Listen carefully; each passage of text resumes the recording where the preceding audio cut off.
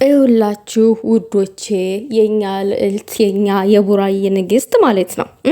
ሴትነት ብቻ አይደለም የምታስተምረው ስለ ውበትም አጠባበቅ ታስተምራለች። እና ዛሬ የሆነ ሳሎን ውስጥ ምናምን ነገር ራሷን ጠጉሯን ምናምን ነገር ፊቷን ማስክ እያደረገች እንዲሁም ለጠጉሯ ማስክ ተጠቅማ ምናምን ነገር ማስክ ነው የሚባለው ማስክ አይዶን ነው አላቅም።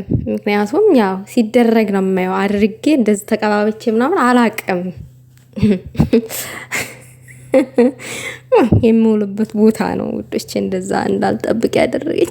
ዩ አንደርስታንድ ሚ ጋይስ ዩ ጋይስ አንደርስታንድ ሚ። እርግጠኛ ነኝ ይሄ እንግሊዘኛ ገብቷችኋል። ታልገባችሁም ደግማችሁ ጠይቁኝ።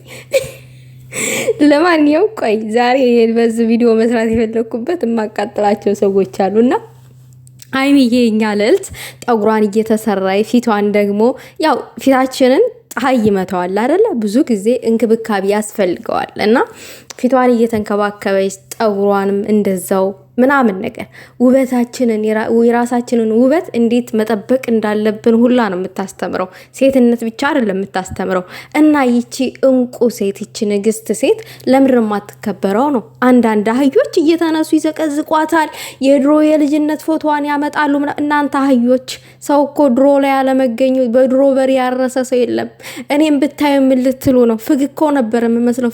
ፍግ ራሱ ከኔ ይቀላል። እንዴ ምን ሆናችሁ ነው? እንዴ ምን ሆናችሁ ነው?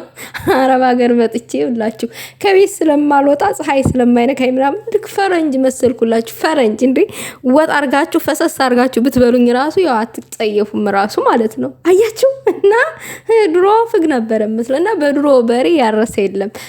እከክ የድሮ ፎቶዋን እያመጣችሁ ትክታክ ላይ ምናምን እየለጠፋ እኔ በጣም ነው የምታስቆኝ በጣም ማለት ነው። እና ድሮ ነበረ፣ ዛሬ ነው። ስለዚህ ዛሬን ኑሮት እንጂ ድሮን ተውት። አልፏል፣ ያ ነገር አልፏል። ድሮን ብትሆን ሀይሚዬ ቆንጆ ነች። የምሬ ነው የምላችሁ። ከልጅነት ጀምሮ ጥፍሮቿን ምናምን ትሰራለች። የትምህርት ቤት ፎቶ እኔ በዛን ጊዜ አይደለም መከታተል የጀመርኩት። በእርግጥ ከብሩክ ጋር ከሆነ ጊዜ ጀምሮ ነው እኔ ሀይሚን መከተል የጀመርኩት። ከና አብርሃም ጋር የነበረውን ተመልሼ ቪዲዮን አየሁ እንጂ እኔ አሁን ላይ በፊት አላይም ነበረ። ያም ጊዜ ቢሆን ራሱ ጥፍሮቿን ምናምን የትምህርት ቤት ዩኒፎርም ለብሳ እዛ ላይ ያለውን አይቻለሁኝ። ጥፍሮቿን ትሰራለች ምናምን ራሷን ትጠብቃለች። እና አንዳንድ አህዮች አላችሁ የልጅነት ፎቶዋን እያመጣችሁ ምን ለማለት ፈልጋችሁ? ምን ለማለት ፈልጋችሁ? እስቲ እናንተ ውጡ እስቲ ውጡ። እንዴ ጠጉራችሁ እዛ እንደዚህ ክንትር ብሎ ቆሞ ምናምን ነገር እንዴ እስቲ ተንከባከቡት። የሆነ ትሪትመንት ምናምን አድርጉ። እንዴ ዝም ብላችሁ በቃ ፊጥ ትላላችሁ። ከእናንተ የተሻለ ሰው ስታዩ ማለት ነው። ለምን በለጠኝ እኮ ነው ቅናት። ይሄ ቅናት አያዋጣም፣ ጥሩ አይደለም። እና ቅማምዬ አንቺ ኑሪልን። እንደዚህ ራሳቸውን የማይጠብቁ ሰዎች አሉ። አስተምሪልን የኛ ልቅልት አስተምሪልን። እንደው መማር ከቻሉ ማለት ነው። እነሱ አይማሩም፣ ስድብ ነው የሚያውቁት። ጌታ ይሆንባችሁ፣ እንደው ጌታ ይሆንባችሁ። ሌላ ምንም አልልም ትላላችሁ። ወይ ጉድ ነው።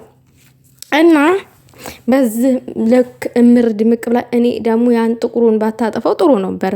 ሀይሚዬ ጥቁሩ እንዴት እንደሚያምርብሽ እኮ በቃ አይተን ሳንጠግበው እኮ ቀየርሽው። ይሄ መቼ ነው የቆየ ነው? ያሁን ነው ቤተሰብ ውዶቼ። ወይኔ ግን ያን ጥቁር ጠጉር ሳንጠግበው እንዴት እንደሚያምር እኮ ከቅላቷ ጋር ጥቁሩ ማለት ነው። እና ለማንኛውም ግን ይመቻት፣ እሷም ይመቻት፣ እኛም ይመቸናል ጋይስ። እኔም ይመቸኛል፣ እናንተም እርግጠኛ ነኝ ይመቻችኋል።